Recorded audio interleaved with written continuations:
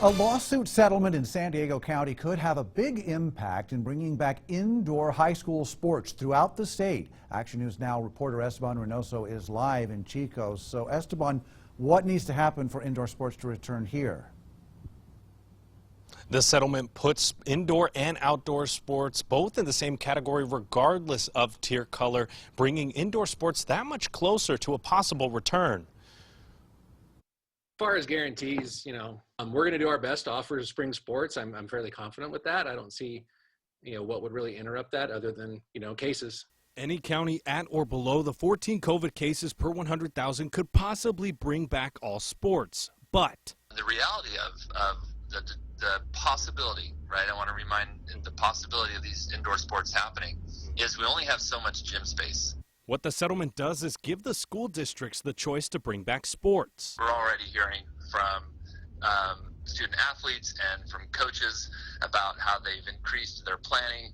So just that nugget of hope is really encouraging for our kids. But there are guidelines all players and coaches need to follow, like wearing a mask before sports like basketball can make a comeback.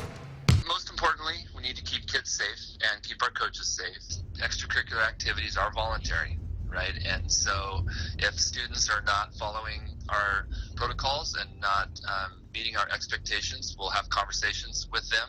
And if those conversations need to escalate, then we can definitely do that. And if a player tests positive for the virus, then that would result in contact tracing and, if necessary, quarantining. So the process for that is already well established. Still, coaches say the players are ready to follow the rules and play. Oh, my girls, when I asked them if they're okay wearing a mask, they said we just want to play.